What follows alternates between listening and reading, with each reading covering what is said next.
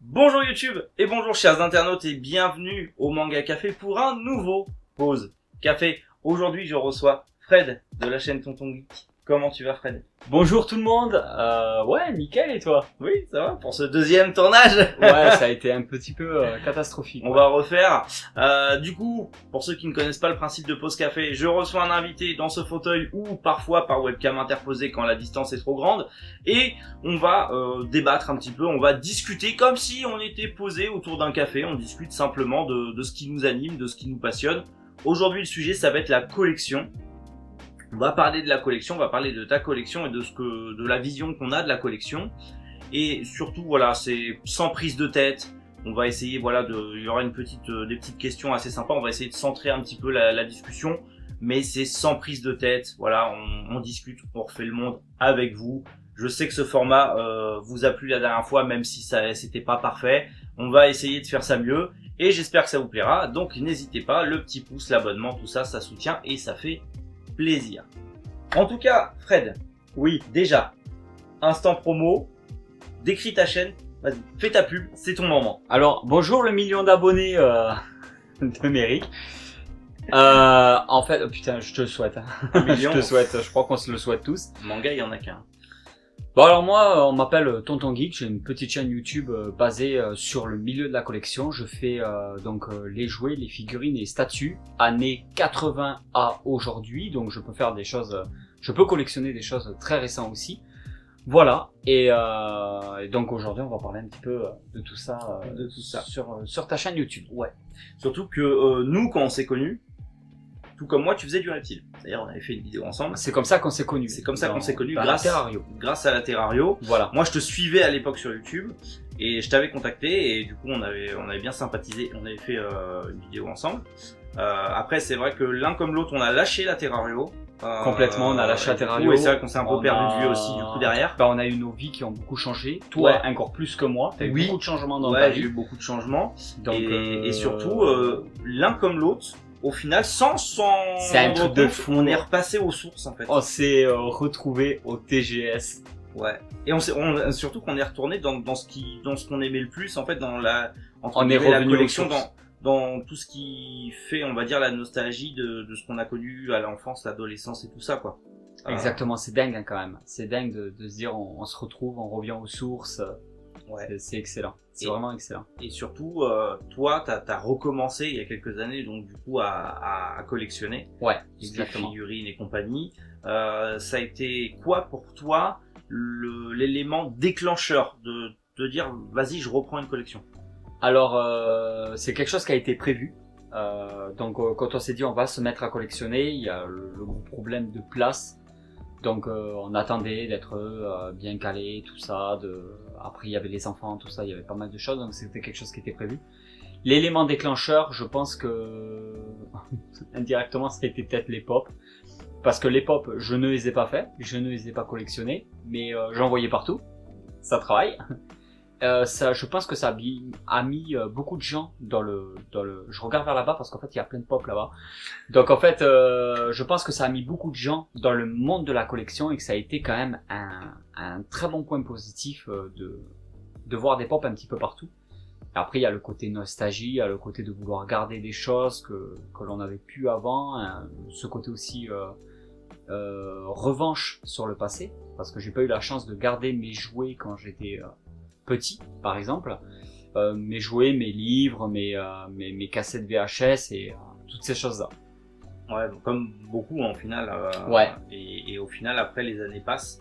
Et c'est ce qu'on disait, c'est plus vers la trentaine, j'ai l'impression, où ce côté, la nostalgie reprend le dessus. Alors, c'est devenu aussi très marketing, en vrai, la nostalgie.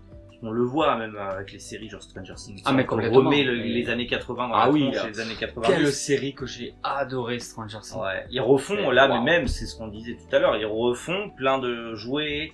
Il y a les Tamagotchi, il y a les Pogs. Ouais, voilà. Là, on y est, qui reviennent. Là, tu me parles de choses qui me parlent. Il y a beaucoup de jouets qui reviennent. Même, regarde, les Power Rangers. On en a pas parlé. Les Power Rangers de l'époque, les premiers.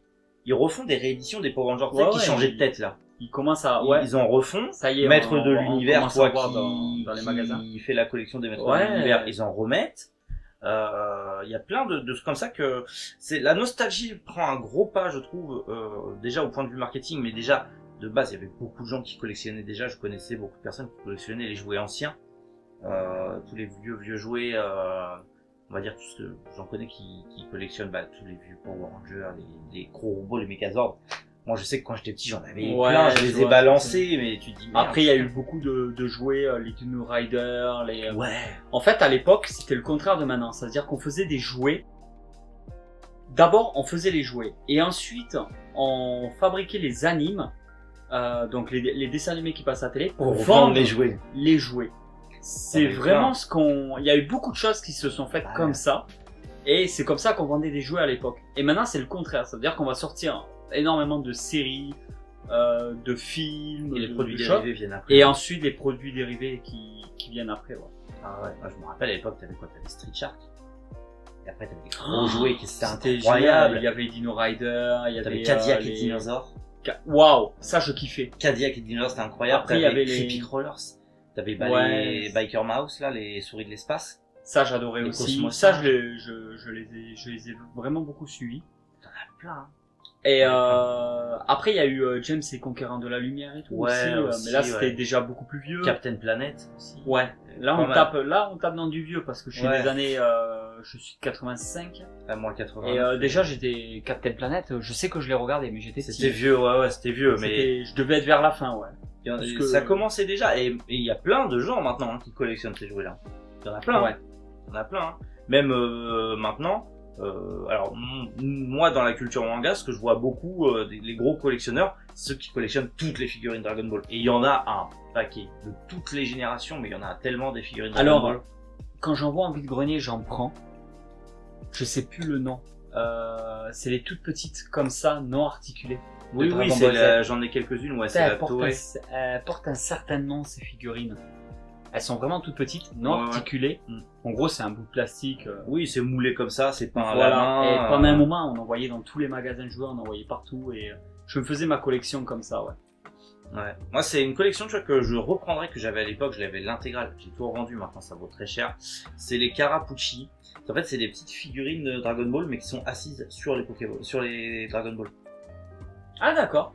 Ils sont géniaux. Je te montrerai des images. D'accord, je les avais en intégralité. Forcément, j'ai tout revendu à l'époque. Et maintenant, je regrette parce qu'elles sont sympas. Et ça, j'aimerais bien me les refaire. Moi, après, tu sais, en collection, justement, moi, j'aime bien les mini figurines qu'il y avait à l'époque. T'avais des gammes de jouets. Quand on était petit, c'était les Medabots. Il y avait l'animé Medabots et ils avaient fait avec les cartes et tout. Et ben, j'en trouve encore scellés. Tu vois, en assez bon état. J'ai même retrouvé sur Vinted la Beyblade, la première Beyblade que j'avais quand j'étais gamin, les trucs qui étaient impétables, ultra solides. T'avais les Mighty Max. Les Mighty Max et tout ça, mais ça c'était bien. Mais je crois pas qu'ils aient fait de dessins animés là-dessus. Il y avait vraiment les pubs à la télé. Oui, rien que les pubs, c'était des dessins animés déjà. Ouais, c'est clair. Des trucs. Après, t'avais les Mighty Max Special Tortue Ninja, t'avais les Mighty Max Special Action Man, t'avais plein de Mighty Max différents. D'accord, ok. Moi, je connaissais vraiment par rapport à Mighty Max, le petit enfant après, avec ils ont fait la casquette rouge, le t-shirt blanc et le short bleu peut-être. Quelque chose comme ça. De mémoire, ouais. Mais ils avaient fait après des univers étendus, bah c'était les Polly Pocket des garçons. Oui, mais c'est ça, c'est Polly Pocket pour les garçons. Même Polly Pocket, t'as vu qu'ils en sortent. Ouais, mais beaucoup plus grand. Ouais. On n'a plus les petites figurines d'avant. Je crois qu'il y a trop d'enfants qui ont dû s'étouffer avec ça. Ils ont fait des normes et ils ont, comme d'habitude. Même comment ça s'appelle ce que t'as présenté sur ta chaîne, j'ai oublié le nom. Les bestioles dans les cages là. Oh, les Boglins. Les Boglins. Oh là là. Et ça existait quand on était gosse déjà, de base. Les Boglins, c'est génial. Et ils les ont ressortis. Et tu sens que vraiment la nostalgie au niveau de la collection. Par contre, t'as vu les prix maintenant. J'aime bien, je les collectionne. Alors quand tu vois les prix à chaque fois, c'est plus de 50 € à Boglins maintenant. Ah ouais. Alors si tu remets ça en France, c'était une vingtaine d'euros. Quand c'est sorti. Moi, je sais que là, Picastor à Carcassonne, ils en ont. Au début, quand c'est sorti, ils faisaient à 20-25 €. Je sais plus le prix original du Boglins. Parce qu'après, ils en ont sorti des variantes de malades. Et les vintage de l'époque, ils coûtent une blinde. Ah oui, non, mais il y en a en forme de poisson, il y en a en chauve-souris, il y en a de tout. Il y a des mini Boglins comme ça aussi, il y a de tout. Ça avait pris une ampleur vraiment pas mal en Europe, mais aux États-Unis surtout, je pense. Il y a plein de trucs comme ça. Mais toi, si t'avais le budget, Ouais. si t'avais le budget, ce serait quoi la licence ou la série que t'aimerais voir et collectionner en figurine ou en statue, en résine ou autre? Qui est sorti ou qui est pas sorti? Qui est pas sorti. Qui est pas sorti, direct, Stargate. Parce que Stargate, peut-être qu'il y a eu des figurines qui sont sorties il y a pas mal de temps. Je crois qu'il y a une gamme qui est sortie, mais où les personnages ressemblent pas du tout à ce qu'on peut retrouver dans le film ou dans la série. Parce que ça aussi, Stargate SG1, moi je parle vraiment de la première série Stargate qui est sortie, c'était SG1. Mais avant Stargate, il y avait le film Stargate que j'ai adoré, je sais pas si tu l'as connu ce film-là. Oui, mais c'est pas les mêmes acteurs que SG1, mais ça, c'était en fait le début de SG1. Il y en a qu'un, je crois, le jeune qui est resté dans la série après plus tard. Mais oui, en acteurs principaux, il y en a aucun ouais. Mais en gros, c'était le début de SG1, mais c'était le début de SG1, c'était les origines. Ce qu'ils avaient fait de bien, c'est que tu pouvais commencer SG1 sans avoir vu le film. Mais exactement. Et d'ailleurs, il y a énormément de gens qui ont suivi Stargate et qui ne sont toujours pas d'ailleurs aujourd'hui au courant qu'il y a eu un film. Moi, je l'ai vu bien plus tard. Je l'ai vu, Stargate SG1, je regardais étant gamin. Je crois que je l'ai vu avant quand même. Moi, je l'ai vu, j'avais une vingtaine d'années. Parce que j'ai mon papa qui est fan de Stargate et moi, j'adore ça. Si demain, NECA, marque de figurines, je sais pas si vous connaissez, si NECA demain sort des figurines PVC Stargate, que ce soit du film ou SG1, de vraiment la première série, je saute dessus, je cherche pas à comprendre. Bah oui, tu m'étonnes. Donc ça fait partie des séries que moi j'aimerais collectionner et que je n'ai aujourd'hui aucun objet de collection de cette série-là. J'aurais aimé aussi qu'ils refassent les personnages parce qu'il y a des anciennes figurines très vieilles maintenant et qui coûtent une blinde. Mars Attack, par exemple. Alors maintenant, s'ils commencent à refaire des rééditions ou des choses, Mars Attack, j'aimerais. Du Armageddon, j'aimerais en voir. Il y a des films qui m'avaient beaucoup plu à l'époque. Du Die Hard, tu vois, du Man in Black. J'aimerais revoir un petit peu toutes ces créatures et tout, les personnages, leurs flingues, le petit criquet, tout ça. Donc ouais, il y a quand même des trucs qui devaient peut-être sortir à l'époque que j'étais pas au courant, que je collectionnais pas à cette époque-là. Et j'aimerais qu'ils fassent des rééditions de figurines, de jouets, de choses comme ça. On n'est pas à l'abri, hein, peut-être qu'ils vont potentiellement c'est pour sortir. Ouais, c'est possible. Potentiellement. J'ai vu, toi par exemple, t'as un buste gigantesque de Venom qui est incroyable. Ouais, Venom, de la marque Sideshow. Ouais. Est-ce que les tailles réelles. Est-ce que si toi, t'avais le moyen, mais vraiment t'avais les moyens, tu te dis, je peux. Des gros bustes, genre des Avengers ou quoi que ce soit, est-ce que ça te tenterait? Parce que je sais que ça existe. Ou des statues, je sais pas, taille réelle, genre d'un Iron Man taille réelle. Est-ce que ça te prend? Alors, taille réelle, j'ai un projet. Je sais où l'acheter, je connais les sites. Taille réelle, moi, je veux un Raptor. D'accord. Sauf que le Raptor taille réelle, déjà, il est à un peu plus de 3000, 4000 euros. Donc déjà, ça refroidit. J'ai une belle bagnole à ce prix-là. J'ai d'autres dépenses. Ça, c'est clair. Et il faut savoir que de la tête à la queue, il y a 3 mètres. Parce que ça paraît pas comme ça. Mais un Raptor, le Vélociraptor à l'époque, c'était petit. Ça avait des plumes de partout. Mais dans Jurassic Park, la première représentation du Raptor, ils sont plus grands. C'est beaucoup plus grand, ça a pas de plumes, etc. Tout ça. Et après, ils ont fait le Pyroraptor. Ils ont fait dans le dernier Jurassic World, ils ont un peu plus fait des dinosaures à plumes. Mais un Raptor de Jurassic Park, comme tout le monde le connaît, c'est de la tête à la queue, il y a à peu près 3 mètres. Voilà, dans la nouvelle pièce de collection, c'est vrai que c'est un projet que je compte avoir sur le long terme. Sinon, il y a le côté, on en avait déjà parlé, mais on va en reparler là, seuil psychologique. Ouais, justement, je voulais y venir. Le seuil psychologique, ça veut dire que, ouais, il y a des choses qui m'auraient beaucoup plu. Même en ayant l'argent, à un moment donné, on se dit, c'est de la connerie. Et chacun a son seuil psychologique. Toi, je suis sûr que tu dois l'avoir pour les livres, par exemple, dans les mangas. Oui, ben ton seuil psychologique serait de combien combien d'argent tu es capable de mettre dans un manga jusqu'à que tu te dises non, là par contre c'est déconné. Bah après oui, voilà, le seuil psychologique c'est vraiment cette chose où tu te dis je suis prêt à mettre combien d'argent pour tel objet sans que ça me bloque. Voilà. Donc le seuil psychologique c'est l'arrêt définitif que tu peux pas mettre plus. Tu dis non, ça vaut pas le coup. Enfin, c'est pas une question d'argent en fait, parce que là on dit pas est-ce que t'as l'argent ou pas. On dit voilà l'argent que t'es prêt à mettre dedans. l'argent que t'es prêt à mettre. Parce que tu peux être millionnaire et avoir un seuil psychologique et te dire 1000 euros c'est trop. Faut arrêter ces conneries, on met pas 1000 euros là-dedans.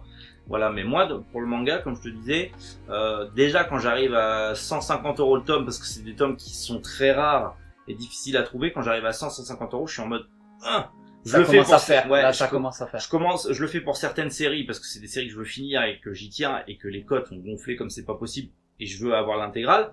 Donc je le fais, mais je le ferai pas pour toutes les séries. Je le ferai vraiment pour des séries auxquelles je tiens. Parce que tu te dis que à 100-150 euros, tu peux avoir des intégrales. Exactement, ouais. En manga. Donc tu dis putain, mais complètement. Fais chier un tome alors que parce que en vrai quand tu regardes sur par exemple les Get Baker, le tome 39 est à plus de 120 euros, mais je rajoute quelques euros, je rajoute 50 euros de plus, j'aurais pu avoir l'intégrale. Mais comme je les avais déjà à moitié complétés, bah, j'ai fini par le compléter au fur et à mesure. Et donc au final ça m'a coûté plus cher que si j'avais acheté en intégrale. Donc c'est pour ça que maintenant je me dis je préfère acheter une intégrale. Ça le fait pour la bande dessinée Rahan. En fait, les Rahan, en bande dessinée franco-belge, il y a eu la première édition où il y avait vraiment la frise avec Rahan, le volcan et tout ça. Je sais pas si tu vois un peu Rahan. Mon père les fait. C'est pour ça que je dis ça. Il y a quasi l'intégrale.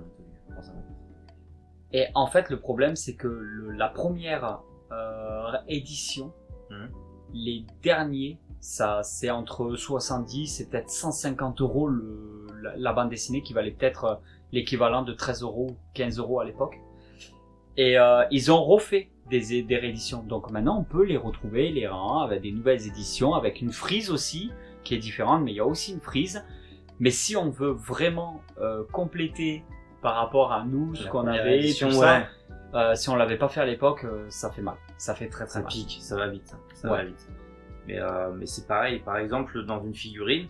Moi, mon seuil psychologique pour une figurine, je serais aux alentours pour une belle résine, attention, je serais aux alentours de 1000-1500. Pour une belle résine. C'est mon seuil psychologique, c'est jusqu'à 1008 grand max. Ouais. J'ai jamais mis plus. Parce que ça, plus, je me dis... Le maximum que j'ai mis, je crois que c'était 1500. Après, t'es content, tu vois. Oui. Mais si je dois mettre cet argent dans une résine, genre j'en prends une ou deux. Et ça c'est tout, j'en ferai pas plus. En fait c'est comme les tatouages, c'est comme plein de choses, je me dis on l'achète, après on l'a et on l'a quoi. Ouais. Et voilà. Et j'en ferai pas tout un musée, tu vois. En fait j'étais content parce que voilà, il y en a certaines que je voulais absolument. Et le fait de les avoir, je me dis je l'ai dans la collection, je l'ai. Après des fois on va mettre 1 an, on va mettre 2 ans. Parce que l'air de rien, tu mets après faut pouvoir les mettre. Et si tu mets 50 balles par mois, à la fin de l'année, tu peux t'acheter une bonne sideshow déjà en 1/4, en résine et tout, vraiment pas mal.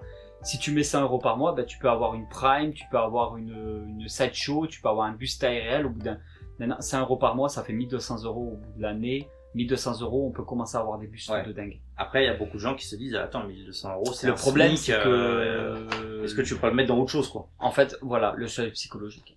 Le seuil psychologique, c'est ce que tu dis. C'est ça, en fait. 1200 euros pour une belle figurine. Je l'ai fait plusieurs fois, me saigner comme ça, en me disant, allez, tous les mois, j'économise, au bout d'un an, j'achète ce que j'ai envie d'acheter. T'as 1 an pour réfléchir, donc après l'argent tu peux le mettre dans autre chose au pire. C'est ça, et puis après si tu changes d'avis, c'est que ça valait pas le coup. Après tu te dis, est-ce qu'il faut pas le mettre de côté pour la réparation de la bagnole? Est-ce que tu le mets pas de côté? Est-ce que tu dis non, finalement je vais le mettre de côté pour, je sais pas moi, les trucs pour les enfants plus tard, les études, les machins. C'est vrai que le seuil psychologique ça compte beaucoup parce que tu te dis, est-ce que c'est pas réellement de l'argent de gâcher, parce que en plus ça peut prendre de la valeur et de la rareté, mais tu te dis c'est vraiment ça le seuil psychologique, c'est important d'en parler parce que tout le monde a un seuil différent parce que tout le monde est différent, mais faut pas se dire ouais mais toi t'es prêt, parce que je l'ai eu en commentaire en mode mais genre t'es prêt à mettre 100 euros dans un manga? Bah oui en fait, déjà je peux me le permettre, mais oui je suis prêt pour le faire pour certaines séries, mais je le ferai pas, par exemple je le ferai pas pour tout. Je peux prendre l'exemple tu vois de Get Baker.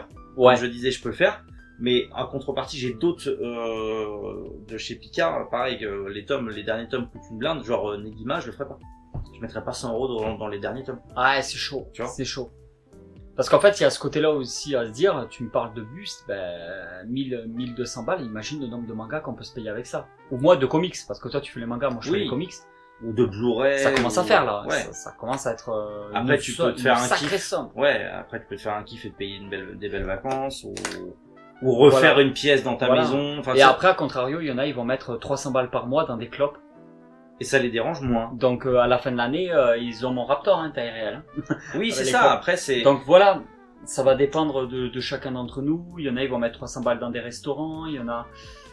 Ça dépend. Après, Voilà. c'est la gestion de tes plaisirs, parce que le seuil Oui. psychologique, c'est surtout ça, c'est la gestion de tes plaisirs. C'est est-ce que tu préfères mettre de l'argent dans du resto, sortie ciné ou autre, ou est-ce que tu préfères te dire, je mets de côté pour acheter quelque chose de beau. Je sais que, Après, il y en a, ils arrivent à tout faire. Hein. oui, ça Il y en dépend. a, ils arrivent à faire voyage en Thaïlande, resto et statue. Hein. Ah oui, mais après, ça dépend combien tu gagnes, ça dépend combien tu gagnes aussi. Ah, il y en a, ils sont bons. Si Ouais. vous aussi Pour vous ça, voulez mais- bien gagner votre vie, achetez ma formation. Mais je rigole. Mais achetez-la quand même.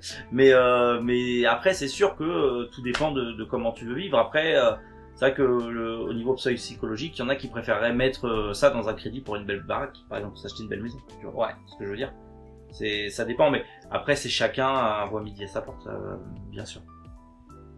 Donc il y a oui, il y a beaucoup de choses, pour en revenir à la question de départ, il y a beaucoup de choses que j'aimerais avoir. Mais il y a ce seuil psychologique, il y a le fait aussi de se dire, bon, on a des enfants qui grandissent, si plus tard il faut payer des études, si plus tard il faut subvenir aux besoins de sa famille en priorité, il y a quand même anticiper les problèmes de la vie, voilà. Ah oui, c'est sûr que quand t'as des enfants et quand t'en as pas, c'est pas la même chose. Hein. Non. Non, on Tu n'est gères pas du tout la même chose. T'as beau avoir une passion, et on a quand une t'as des façon de enfants, penser qui est différente, enfin peut-être pas pour tout le monde, mais moi, plus mes enfants grandissent, plus je me rends compte de certaines choses et plus je me remets en question aussi pour certaines choses, quoi. Ah oui, c'est sûr. Parce que la collection que j'ai là aujourd'hui, je la considère comme un patrimoine de demain pour mes enfants. Oui, c'est un héritage que tu leur légueras Voilà. à tes enfants, tes Même s'ils le petits-enfants. vendent, même s'ils veulent le garder, même s'ils veulent... Voilà. C'est une façon pour moi de stocker une part de mon argent. Voilà. Moi, c'est comme tout ça. Hein. Exactement. Ils l'auront, qu'ils aiment ou pas. Après, ils vont. Pour l'instant, ça les intéresse pas parce que c'est le travail de papa entre guillemets pour eux, donc c'est nul. Tu vois, c'est un truc de vieux pour eux. Même s'ils commencent à s'intéresser à un petit peu à Dragon Ball et tout ça, vite fait de loin. Mais clairement, c'est quelque chose que je sais que derrière je vais laisser. Je connais une autre une youtubeuse aussi qui était dans le collectif dans lequel j'étais avant, qui pareil, qui disait toujours le jour où j'ai des enfants, moi tout ce que j'achète au niveau des mangas, c'est mes enfants qui l'auront plus tard. On voit beaucoup de jeunes qui ont eu en héritage la collection de BD franco-belges de leurs parents, par exemple. Ça, je le vois de plus en plus. Qu'est-ce que j'aurais aimé récupérer des trucs, ouais. On n'a pas tous eu Cette chance, non. Et puis après, on n'est pas dans la même optique. J'ai l'impression qu'il y a c'est un peu des générations. J'ai l'impression que nos grands-parents ou nos arrière-grands-parents étaient plus à garder. Mais en fait, Des si tu objets. veux, comme on discutait tout à l'heure hors caméra, c'est que nos arrière-grands-parents, nos grands-parents, ils avaient la notion de valeur parce qu'ils ont travaillé dur pour avoir les choses. Et que c'est vraiment, il y avait la valeur, même ne serait-ce que à l'époque, je veux dire, les grands-pères, nos grands-pères, enfin les grands-mères, elles étaient comme Pélope, quoi. Je veux dire, elles s'occupaient de la maison et tout, mais derrière, quand ils revenaient de l'usine et qu'il y avait un beau chèque, ils lui payaient des bijoux, mais elles étaient clinquantes, nos grands-mères à l'époque. Même nos arrière-grand-mères, elles étaient clinquantes de fou. Maintenant, mais c'est vrai que la génération, je trouve, de nos parents, c'est en fait, ils ont eu tellement de facilité au niveau de la vie, parce qu'ils ont tout eu, ils ont eu les 30 glorieuses, ils ont eu tellement de facilité au niveau de la vie, le coût de la vie était très bas, il y avait du boulot, il y avait plein de choses. Ils avaient moins la notion, tu sais, de valeur Alors, ce qui est des sûr, objets. ce qui est sûr, c'est que bon, il y en a qui ont galéré. Ah oui, comme, bien sûr. comme dans toutes les époques. Mm. Mais ce qui est sûr, et alors là, on peut me dire 20 fois le contraire, mais je m'en fous complètement. Je suis persuadé qu'ils ont connu les meilleures décennies. Ah oui, Nos c'est parents. même sûr. Parce que nous, on a connu les 10-20 dernières meilleures décennies. Ouais. J'en suis Parce persuadé. que franchement, les années Parce que 70, les années 70, les années 80. C'était bien. Putain, les années 80, même nous, notre enfance. on était tout trop est- petits, mais... Et puis, non, mais même les dessins animés, regarde, c'est con, mais les dessins animés qu'on regardait nous, sur chaque épisode, t'avais une morale à la fin. Ah mais bien sûr. Tu vois, on éduquait les enfants avec des dessins animés. Regarde sur YouTube, tu peux les trouver, les maîtres de l'univers de l'époque. Pas maintenant ce que se fait Netflix. Non, que non, moi non. j'adore, je Ouais, critique mais pas du ça tout, a rien à j'adore. voir. Ça a rien à voir. Mais quand on regardait les premiers maîtres de l'univers à l'époque, à chaque fin d'épisode, il y avait toujours une morale sur la famille, sur les amis. Et il y a beaucoup de dessins animés comme ça à l'époque où il y avait une morale à chaque fin d'épisode. Pour les enfants, il y avait quelque chose. Ouais. Tu le vois, Gargoyles par exemple. C'était Ah, vraiment un dessin animé qui prenait pas les enfants pour des demeurés. Hein. C'était Non, ultra mais- sombre. Mais c'est vrai que beaucoup de dessins animés de notre époque étaient beaucoup plus sérieux. Maintenant, quand je regarde ce que mes enfants regardent, c'est très abrutissant. c'est très abrutissant. Hein, Après, y a si, pas de... est-ce que on voit pas ça comme ça et Parce on qu'on est devient plus comme vieux. nos parents et... Et bah justement, j'ai Parce voulu... qu'il n'y avait pas des débats à l'époque sur les Dragon Ball Z. Oui, alors Comme parce quoi que c'était c'était violent, abrutissant, comme c'était violent. c'était- Oui, mais à l'époque, on sortait de Casimir et l'île aux enfants. Enfin, c'est logique, le choc culturel était... Ah ouais, Tu on sens- remarque, non, ouais, mais c'est vrai que c'est T'imagines Non, que... mais c'est vrai que Non, t'as mais raison. t'imagines que le plus violent à l'époque c'était Inspecteur Gadget. Donc quand tu passes à un mec en sang qui te fait des kamehameha et qui se fout sur la gueule avec des extraterrestres, c'est sûr que d'un coup... Parce et qu'il y avait encore- une certaine valeur dans les Dragon Ball. Parce que Bah, bien sûr. Moi, ça m'a jamais... c'est pas ça qui m'a... à la valeur du Ça sacrifice. m'a pas rendu violent et pourtant je suis un très grand fan de tout cet univers Dragon Ball et Dragon Ball Z. Rien que... Et derrière, il y avait l'esprit de famille, le il y avait respect, il y avait certains l'esprit de respects. sacrifice. Ouais. Regarde, rien que Tortue Géniale. Beaucoup, tu sais, il y a eu une grosse vague, tu sais... C'était un vieux pervers qui signait beaucoup du nez quand même. Oui, hein. mais attention, c'était un archétype, c'était un la archétype, et culotte, dès qu'il faisait un truc effectivement. pervers, il s'en prenait une. Il se faisait punir. Ah ouais. Il se faisait punir. Nicky Larson aussi. Il s'est puni. Bah, Nicky Larson, c'était pareil. Et encore, c'était une Corée comparé à la version japonaise. Ce qu'on avait au Club Dorothée, c'était censuré. Hein. Parce que la japonaise, t'avais Nicky Larson, il y avait Cobra. Il faisait le zizi Cobra, Cobra, c'était du Nicky Larson, mais version SF, science-fiction, ouais. dans l'espace. Hein. Et mais C'était tout bien. ça, si tu veux, encore, c'était un peu édulcoré. Mais c'est vrai que quand tu passes d'un truc genre Casimir tout mignon, tout gentil à ça, c'est sûr que à l'époque, les personnes de l'époque, c'était en mode ah mon dieu, c'est violent et tout ça. Et on avait Alors- le manège enchanté. Et alors que bon, quand tu regardais à côté, t'avais du Terminator, du Alien et tout ça. Hein. Donc j'ai envie de te dire, niveau violence... Alors je voulais en parler de ça. J'adore, je suis hyper fan. Je sais pas si t'as vraiment connu les jouets Kenner Alien. J'en ai eu étant gamin, mais après Putain, je savais pas la marque. J'avais aucun pote qui en achetait de ça. Il y avait vraiment les jouets Kenner. Et en fait, c'est quelque chose que moi, personnellement, j'ai toujours aimé les créatures, les boglins, Pareil, ouais. les créatures, les trucs comme ça. Et alors, quand on y pense, c'était quand même un truc de dingue. Parce qu'ils ont sorti des gammes de jouets pour enfants basés sur des films considérés à l'époque comme des films Horreur, un ouais. peu horreur quand même. Ah, le premier Parce que Alien, ça veut oui, dire c'est que moi, l'horreur. j'étais pas en âge de regarder du Alien en film. J'ai J'avais pas les- de souvenir qu'il y avait des dessins animés, mais pourtant je m'achetais avec mon argent de poche les aliens de chez Kenner, un peu translucides et tout, ces jouets-là. Ouais. Et c'est vrai que faire des jouets, c'était un pari risqué quand même. Par rapport à des films d'horreur, Alors que quand tu regardes un Freddy Walt, il n'y avait pas de jeu pour enfants. non. Mais Non, mais ils l'ont mais- fait sur Alien. Mais quand on était gamin, tout ce qui était mutant, tout ce qui était créature, tout ce qui était extraterrestre, c'était la mode. Ça Regarde, parlait. Ça Tortue faisait Ninja, Ouais, le en mutant, Tortue. Splinter, il faisait flipper, hein, c'était un rat géant. Ouais. C'était un rat géant de base. Je veux Après, dire, il même des faisait tortues flipper. géantes qui font du karaté, j'ai envie de te dire, c'était pas rassuré. Mais déjà, moi, enfin, je sais que ma mère, souvent, Tortue Ninja, machin, tu sais, à regarder, l'air de dire, mais c'est violent ton truc. Enfin, elle a grandi avec Candy et Booba Petit Ourson. Donc, si tu veux, bon, le choc culturel, il est là aussi. Ouais. Tu vois ce que je veux dire? Donc je pense qu'aussi c'est normal ce qu'on dit par rapport à ce qu'on trouve que c'est abrutissant parce que bah c'est pas nos valeurs à nous qu'on avait. Ça change tellement d'une génération à une autre. Ça change tellement. Ouais. Donc c'est pour ça qu'on ne trouve pas les mêmes trucs. Mais c'est vrai que quand je vois ce que mes enfants regardent, j'essaye de leur faire regarder des trucs un petit peu plus anciens. Mais malgré tout, tu vois là par exemple le plus grand, il est à fond sur l'animé Sonic, mais pas les récents. Pas le Sonic 3D un peu bizarre. Lui il regarde l'animé Sonic japonais qui était sorti début 2000. Et il est à fond dedans. Et à chaque fois, je le fais. Bah, tu vois, tu regardes un animé japonais. Alors que lui, il est en mode non, je veux pas, tu sais. Mais Sonic, on avait. C'est japonais ça Bah oui, Sega, je suis con. Bah oui. Bah oui. Tu as raison. Et on avait le premier. C'était la mascotte de la Sega. Oui, tu te rappelles du premier dessin animé Sonic où il bouffait du chili con carne? Non, alors moi je suivais un dessin animé Sonic, mais je crois que c'était pas la première génération. Il faisait du rock. Oui, ouais. Et la deuxième. Ouais, mais j'aimais beaucoup moi déjà. Ouais, avec, Ça a il y été avait critiqué, mais j'aimais Bah, beaucoup. ça avait rien à voir. Il y avait celle en rose, il y avait le mec en vert avec sa crête. Ouais, c'était son frère et sa sœur, ils venaient d'une autre planète. Enfin, Ouais, ils étaient comme partis ça. dans un délire. Ouais, mais j'avais bien aimé. Moi ça c'est quelque chose qui m'a marqué, qui m'a beaucoup plu. Mais le premier Sonic, le générique, je crois, c'est Alexis Thomasian qui l'avait fait, il était enfant, et il l'a refait en version rock il y a pas longtemps. J'étais mort de rire. Mais c'était vieux, hein, c'était sur TF1, Club Dorothée, je crois, mais ça date un peu. Début 90, sûr. Mais c'est vrai que quand tu regardes maintenant, tous ces dessins animés là, même avant, on avait beaucoup de dessins animés qui étaient là pour vendre des jouets. Maintenant, t'en as très peu. Enfin, si, pas de Patrouille et compagnie, mais c'est des produits dérivés. Avant on faisait des jouets. Et on faisait après les dessins animés pour vendre les jouets. Ouais. Bah t'avais Creepy Crawlers, Street Shark, Biker Mouse. Après il y avait... Cadillac et Dinosaur, t'avais Turbo Rider et tout ça. Alors ça, nous on a vraiment beaucoup connu ça. Et avant cette génération-là, il y avait les masques, les Captain ROM, Planet. Capitaine Planète, ouais, je sais plus Un trop peu, ouais. l'année, peut-être fin 70, début 80, Capitaine début Planète, c'était 80, vieux. Ouais. C'était vieux. Goldorak. Ouais, là tu tapes dans les plus connus, là, Oui, Goldorak, tout ça, ouais. Et c'est vrai que, si je dis pas de bêtises, il y a eu quand même beaucoup de jouets vendus, et ensuite ils faisaient des dessins animés pour vendre les jouets. Ouais.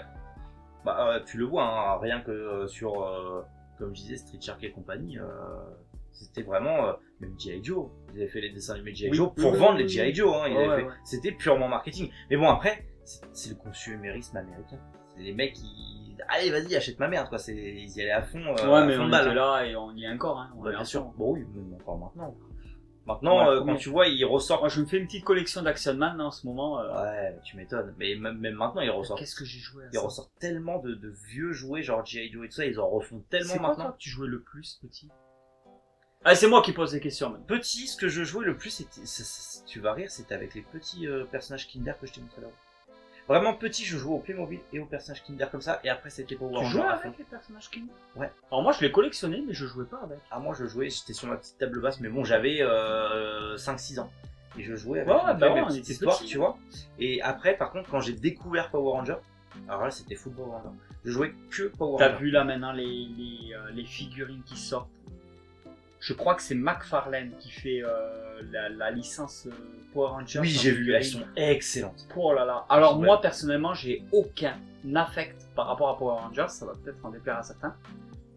Je sais pas pourquoi, je n'ai pas du tout accroché, je n'y arrivais pas. Ah, moi, Moi, quand j'étais j'étais à fond petit, Dragon mon métier Ball, c'était Power Ranger. Mon métier, je disais à mes parents, plus tard je vais être Power Ranger. Hein. D'accord. Fini youtubeur. Et par contre, quand je vois les figurines de maintenant, je regrette de pas avoir d'affect. Ah, Parce ouais, que non. je crois que je me serais fait la collection. Il y a des figurines de dingue de chez Power Rangers, des créatures, des...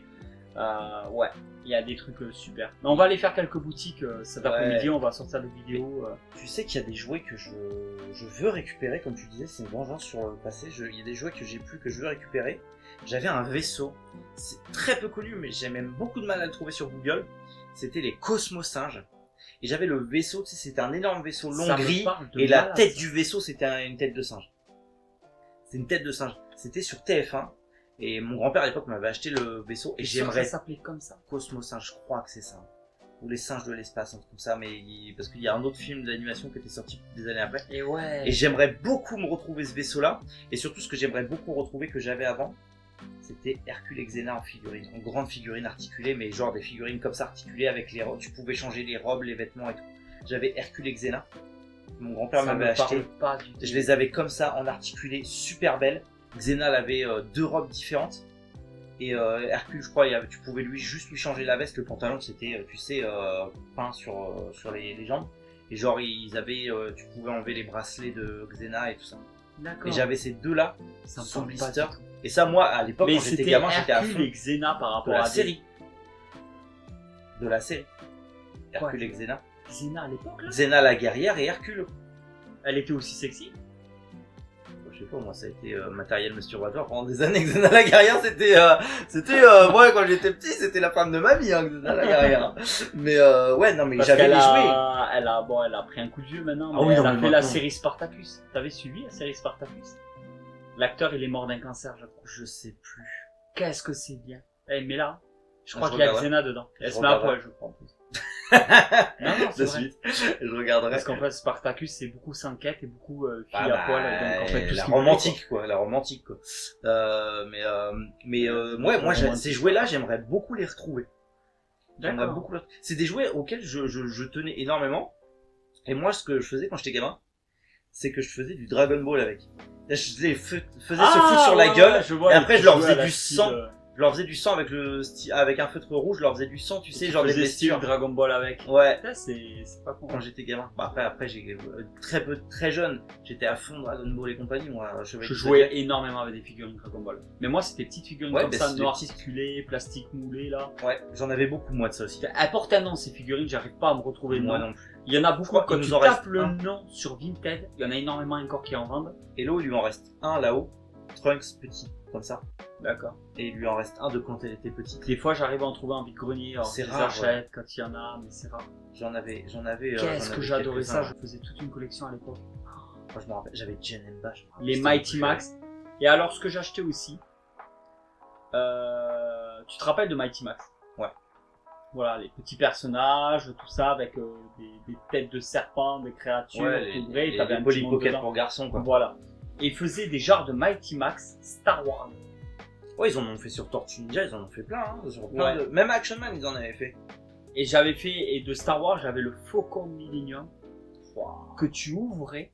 Et t'avais tout dedans, quoi. Et t'avais tout dedans. Ah, incroyable. Si un jour je pouvais avoir ça, mais j'ose même pas imaginer le prix là. Moi j'avais le Mighty Max Action Man plongé. C'était la tête de Action Man, mais tu sais, avec le masque de plongée. Et tu l'ouvrais, t'avais Dr. X et un mini Action Man dans un univers sous-marin. Et t'avais le requin de Dr. X et le dauphin de Action Man. Avec le laser, le requin de Dr. X. Mais en mini avec Mighty Max. J'avais ça étant gamin. Je suis hyper fan d'Action Man et je crois pas avoir connu. Mais moi, à la base, j'avais demandé un Mighty Max Tortue Ninja et mon grand-père l'avait pas trouvé, il m'avait acheté celui-là et j'étais super fan, je savais pas que c'était. C'était un Noël, mais je te dis, j'avais 8-9 ans. Par contre... Impossible de retrouver maintenant. Impossible. En Action Man, un truc que j'aimerais bien avoir, et ça vaut rien du tout, entre 5 et 7 euros sur Vinted, il y en a plein, c'est le toucher-coulé Action Man. Putain, je crois que c'est MB ou un truc comme ça. Tu vas sur Vinted, tu tapes Action Man et tout, les toucher-coulés, t'en as plein. Ils sont en parfait état. Je les vends encore, les cartons et tout de l'époque. Putain, ça vaut entre 5 et 7 euros, quoi. Ça va. J'ai pas connu quand j'étais petit, je suis tombé dessus la dernière fois sur Vinted. Tu te dis, faut que j'essaye, quoi. Et il faut que j'en ai un comme ça à mettre dans ma collection. Ouais. Tu m'étonnes. Et tiens, on va rebondir sur ça, sur la collection. Il y a une chose où on parle souvent, toi et moi, c'est sur le dématérialisé. Et c'est vrai que tu vois en ce moment, même maintenant, on voit beaucoup le dématérialisé, mais ça prend de plus en plus d'ampleur, même sur les mangas. Même sur les mangas, il y a beaucoup maintenant d'éditeurs qui se lancent sur l'Isos, tout ça, le format Kindle là. Le format Kindle, mais sur le format numérique, il y a même beaucoup d'éditeurs qui lancent leur format numérique et même qui sortent leurs mangas en avant-première en numérique avant de les sortir en volume relié pour être sûr que ça marche. Alors dans un sens c'est bien pour découvrir. Alors moi je trouve ça un peu triste. Mais là, j'en avais parlé avec un mec il y a pas longtemps. Enfin cette génération 20-30. La génération après nous. Ouais, juste après nous. En fait, je trouve ça dommage. La dernière fois, il y avait un collègue qui m'avait prêté un DVD de Stalingrad. J'avais toujours pas vu Stalingrad. Super bon film sur la Seconde Guerre mondiale, je crois que c'était. Entre des snipers et tout. Bah voilà, il m'en a parlé et tout, il me prête le DVD. Et là, il y a un collègue qui passe, 25 ans le mec. Ça existe encore ça, les DVD? Tu vois, genre, à quoi ça sert? C'est un truc de dinosaure. Hein. À quoi ça sert? Tu montes pas une VHS, il connaît. En fait, ça m'a choqué parce que maintenant, en fait, on se retrouve dans des... Ah ben, c'est tellement dommage parce que les gens maintenant, en fait, ils ont des apparts témoins. Tous les murs sont blancs, il n'y a plus de meubles, il n'y a plus rien et en fait, c'est pas la vie, ça respire pas la vie. Là, on va chez toi, on sait qu'il y a une famille qui y vit, on sait qu'il y a des enfants. Il y a du bordel. Non, pas forcément parler de bordel, mais on peut trouver, voilà, il y a des figurines de tout. T'as vu les peluches là-haut, ouais. Et il y a de la vie, il y a quelque chose. Et j'ai l'impression qu'on est en train de perdre tout ça, et peut-être que c'est moi qui suis complètement parano. Non, mais je suis assez d'accord avec toi. Le dématérialisé, pour moi, c'est le poison de la collection, clairement. Et je me dis quelque part, tant mieux que ça existe, parce qu'il faut bien que ça existe pour certaines personnes. Ouais. Et tant mieux pour ceux qui collectionnent en se disant, nous, on garde une trace de ce passé qu'on aura connu.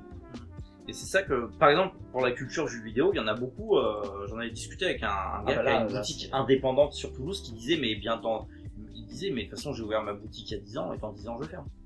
Parce que Ah mais plus clairement, personne, mais de toute parce façon que- même les Micromania qui se sont tous les implantés jeux dans vidéo- toute la France sont en train de se casser la gueule. Il y en a Ouais. je sais plus combien qui ferment en France. Oui, bah après Quarantaine. ça, non mais après ça, c'est parce qu'il y avait eu une couille avec le siège social de Micromania en Allemagne, qui avait fait des placements plus que risqués, qui Ah ouais avait détourné de l'argent et tout. Ouais. Oh, j'étais pas du tout Ouais, au ouais, courant ouais. de ça. Mais moi, c'est surtout, ouais, même les indépendants, ils te le disent, hein, ils te disent, rien que sur PC maintenant.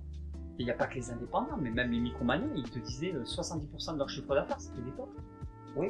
Tu vois, à un moment donné, tu es obligé de t'adapter. Sinon, si Micromania aujourd'hui ne vendait que du jeu vidéo, ils ne pourraient pas s'en sortir. Ils pourraient pas s'en Bah, sortir. rien que sur PC, maintenant tout est en démat. Mon Ouais. PC n'a pas de lecteur CD par exemple. Mon PC qui est récent, qui a 2 ans, il n'a pas de lecteur CD. Si je veux jouer à des vieux jeux rétro, j'ai un PC portable pour jouer à mes vieux jeux rétro PC. D'accord. Un J'ai même pas pris ancien gaffe. PC portable. Ah ouais, maintenant ils ont Ouais, plus de c'est lecteur. Et que, Bon, on tu remarque vois- qu'il y a de plus en plus de gens, des nouvelles générations, qui n'ont même plus de PC, qui Oui. font tout à leur téléphone portable. Mais même maintenant, ils sortent, regarde, les dernières consoles PS5 et compagnie, ils les sortent parfois en full digital. C'est-à-dire que tu n'as pas de lecteur CD dans la console, tu fais que télécharger tes jeux. Mais au final, Ah oui, c'est vrai. le jour, si ta console crame, sauf si t'as un disque dur externe et que tu stockes tout dessus. Mais le jour où ta console crame, Mais c'est comme acheter les films Ah. sur les sites de streaming. oui, t'as plus rien, tu possèdes rien en fait. Sur Amazon Prime, sur Netflix, sur Oui. tous ces sites-là. Maintenant, si possèdes on pas. achète un film dessus, on le possède, mais on le possède qu'en virtuel. Mm. Et de toute façon, tout est comme ça maintenant, même pour la location, tout est comme ça maintenant. Maintenant, les voitures, c'est du leasing, maintenant, tout va se faire. En fait, on va avoir, plus on va dans le futur, plus j'ai l'impression qu'on a de plus en plus de mensualités et qu'on possède de moins en moins de choses. C'est ça, plus tu payes, moins tu possèdes. Pour ça, par exemple, Putain, maintenant, la voiture, c'est des mensualités tous les mois parce que les gens qui font du leasing, ben, ça leur appartient plus. En fait, on finit plus on est propriétaire de rien. de plus Ils rien. seront heureux. Ils n'auront rien, mais ils seront heureux. Ceux qui ont la rêve. Mais c'est vrai, mais c'est quand tu regardes, moi par exemple, nous, je sais que si un film nous plaît, on va tout faire pour l'avoir en DVD, en Blu-ray. Une série pareille. Une série pareille. Même si on l'a vu sur Netflix, tu vois Stranger Things, le jour où ils sortent le coffret avec tous les trucs, on prendra le coffret. Ma femme est en train de se faire petit à petit au fur et à mesure des années. Hein. Elle le fait petit à petit parce qu'elle va pas consacrer son argent à ça. Mais elle se fait tous les Miyazaki en Blu-ray. Ouais, mais nous c'est aussi ce qu'on fait, hein, tout ce qui est Ghibli et compagnie. On Voilà. est en train de le faire Ghibli, petit à tout petit. ça. On est en train de le Elle, faire. elle s'achète, genre quand c'est Noël, son anniversaire, ou des Ouais. trucs comme ça, ou de temps en temps, quand il y a un prix. Hop, elle s'achète un Blu-ray de Miyazaki. L'air de rien, Et- ben, ça se cumule, ça se cumule. Ouais, Parce parce que- que joli en plus. C'est la magie de la collection. C'est, il n'y a pas besoin d'avoir d'argent, beaucoup d'argent ou quoi que ce soit pour pouvoir collectionner. Et ça, les gens, ils arrivent à le comprendre. Parce que maintenant, en fait, les marques, il y a des marques spécialisées dans les objets de collection. Oui. NECA, McFarlane, c'est plus des jouets qui Et vendent. t'en as pour tous les. Voilà, c'est des figurines de collection. Mais un objet, parce qu'il y en a maintenant on le voit hein, sur Facebook et tout, maintenant il y en a, ils disent ouais, ça c'est des jouets, c'est pas des objets de collection, c'est des jouets. Non, un objet de collection devient un objet de collection à partir du moment qu'on décide de le collectionner. Et moi c'est comme ça que je vois les choses, et c'est Oui. pour ça que je collectionne aussi du jouet. Et il faut arrêter de dire ouais mais ça a aucune valeur, ça vaut 10 balles, non, il faut pas faire la collection parce que ça a une certaine valeur. Il faut la collection pour la valeur que ça nous apporte à nous, le côté nostalgie, si on a de l'affect pour cet objet, si moi je suis très matériel. Je m'attache aussi, ouais. énormément à mes objets. Je voyage aussi, je vais dans des restos aussi, je fais des choses. Mais ça me fait mal au cœur de me balancer 1000 balles dans un petit voyage où je sais qu'il faut le faire de temps en temps quand on peut le faire, de faire plaisir aux enfants, de les coucher et tout. Mais j'ai toujours ce côté en me disant, quand c'est fini, c'est fini. Un bon resto, ça fait plaisir, t'es d'accord? Oui, Et moi, oui, mais une fois, mais après, quand ça ressort, quoi. voilà. Et alors moi, je suis quelqu'un. Après, c'est sujet à débat et je le comprends tout à fait. Oui, et Moi, chacun je a suis- ses plaisirs. Voilà, chacun a ses plaisirs. Moi, c'est ma façon de profiter. C'est voilà, je suis très matériel. Et je l'emporterai pas avec moi, c'est sûr. C'est pour ça que je me constitue aussi des souvenirs. Et voilà. Et Tu l'emporteras pas avec toi, mais tu le lègueras. c'est mon objectif en fait. c'est de me dire je le lèguerai aux enfants, ou si plus tard je pète une durite, je pourrais toujours vendre. Mais bon, de toute façon, tous ceux que je connais dans la collection, je leur dis qu'est-ce que tu regrettes, c'est d'avoir vendu un objet. C'est ça, moi ça a été le cas. Ça a été le cas. Moi ça a été le cas, et comme beaucoup de gens, maintenant vraiment je suis dans cette optique depuis quelques années de tout ce qui rentre dans la collection ne ressort pas. C'est fini. Ouais, c'est comme un trou noir, hein. Tout ce qui rentre dedans, après on sait pas où ça va, hein. Mais ça ressort pas par le même endroit que c'est rentré en tout cas. Ah non mais moi c'est pareil, hein. Je sais que là, même si, comme je t'ai montré tout à l'heure sur les Perfect Editions, ça m'empêchera pas d'acheter la première édition. Rien que sur Full Metal Alchemist, j'ai beau faire la Perfect, mais je reprendrai la première édition aussi pour la collection. Regarde Dragon Ball, j'ai les pastels, mais ça m'empêchera pas d'acheter la Perfect aussi. Hein. Ouais, je vois ce que tu veux dire. Pour la collection. Les pastels. Oui, il faut les avoir les pastels. Je sais pas si vous le verrez à la caméra parce qu'ils sont. Bon après ils les connaissent, mais ils sont là. Ils sont juste là. Ouais. Mais après il t'en manque, hein. Ils les connaissent. Ouais, ils m'en manquent. Et moi aussi, hein, j'en ai pas un. mais tu vois, par contre, ce qui est génial, on parlait de Micromania, ce qui est génial, c'est qu'à chaque fois, tu vois, t'as des Dragon Ball, ça a pris une valeur, les pastels, depuis que c'est sorti de commercialisation, ça a pris une valeur. Ouais. À chaque fois, je vais dans des Micromania, j'en trouve plein et ils sont à pas cher. Là, je viens de donner une astuce, tout le monde va y trouver. Mais je te jure, tu les trouves sur Vinted, ils sont à plus de 60 balles, tu vas à Micromania, ils sont à 4,50€. Ceux que j'ai achetés, il y en a certains qui valent plus de 70 balles alors que je les ai payés 4€. Dans des Micromania. À Toulouse en plus. Je savais pas. D'accord, ok. On va faire un tour dans le magasin. Le Micromania qu'il y a dans le magasin à côté d'Ikea. Je sais pas quand on va sortir cette vidéo, mais il va y avoir toute une série de vidéos. On va faire plein de magasins ensemble. Voilà. Et tout. Donc abonnez-vous à sa chaîne parce qu'il y aura plein de bonus en plus. Ceux qui viendront voir un petit peu ce monde de la collection. Ouais, c'est différent. Il n'y a pas d'univers manga. Du tout dans les mangas du tout. Pour l'instant. La collection. Et le truc, c'est qu'avant, j'étais que manga. Oui, je collectionnais beaucoup les mangas, j'en lisais beaucoup avec Céline, on était à fond manga. Ouais. Je te parle de ça il y a 15 ans. Ouais, voilà, mais après, avant maintenant, oui. Mais peut-être que... Maintenant, je suis très cinéphile, donc comme quoi on... Après, on évolue, hein, on change. Hein. Ouais, on change. On évolue, les goûts évoluent, les goûts changent. Ouais. Dans 10 ans, tu seras peut-être passionné par... Enfin, tu seras peut-être plus dans autre chose, peut-être plus, je sais pas, peut-être moins dans le cinéma, plus dans les séries de l'époque, ou tu vois ce que je veux dire, c'est... Ouais. Mais c'est ça qui est cool, c'est que ça évolue. Ah, mais une collection doit évoluer. Oui. Elle doit évoluer. Pour ça, moi, jamais, tu vois, par exemple, je me limiterais à juste des mangas d'un seul genre. Quand tu regardes, j'ai des mangas de tous les styles. Je pourrais jamais me limiter à un seul style, tu vois. Moi, pareil, dans les comics, parce que je lis beaucoup. Je lis beaucoup. Un livre par jour en moyenne, ou un livre tous les 2 jours. Moi, je lis énormément le soir. Je fais des comics. Et pareil, j'ai vraiment tous les styles, des indépendants, du super-héros, j'ai de tout, mais je peux pas me limiter à un seul style. Et pareil, les bandes dessinées franco-belges, j'en lis beaucoup. C'est beaucoup SF aussi, science-fiction. Je profite de la bande dessinée franco-belge pour acheter beaucoup de science-fiction, les mondes d'Aldebaran, des choses comme ça. J'adore ça. Et voilà, parce que je m'intéresse vraiment à tout. C'est un peu aussi un problème. On peut pas tout faire. Et du coup, il faut compléter, c'est chaud de compléter dans tous les domaines. Voilà. Plus de 1500 tomes manquants pour tout compléter. Il y a du boulot. T'as du boulot. Ouais. Pour le mot de la fin. Qu'est-ce que tu pourrais donner comme conseil à quelqu'un qui veut se lancer dans une collection quelconque, que ce soit une collection de canettes, de soda. Ouais, l'alimentaire. J'ai envie de m'y mettre de plus en plus dans l'alimentaire. Ouais, mais je veux dire, tu sais, n'importe quelle collection, que ce soit une collection de jeux vidéo, de mangas, de figurines pop, n'importe quels seraient tes conseils. Faites-vous kiffer, faites-vous plaisir. Arrêtez de demander des avis à certains qui vont vous dire ouais, il faut collectionner ça, d'autres vont vous dire de collectionner ça. Voilà, vous pouvez aller sur des groupes Facebook, vous pouvez aller sur internet, vous pouvez aller vous renseigner, mais regardez ce qui vous fait le plus kiffer et ne regardez pas ce que les gens font le plus, parce que là où je prends le plus de plaisir dans ma collection, c'est pas forcément ce que tout le monde fait. Par exemple, je sais que les Hot Toys en France, ça marche énormément, les gens collectionnent beaucoup les figurines Hot Toys, ça a jamais été mon kiff du tout, et voilà, il faut pas se forcer à faire quelque chose parce que tout le monde fait pareil. Moi, j'ai d'autres kiffs qui plaisent pas forcément à tout le monde.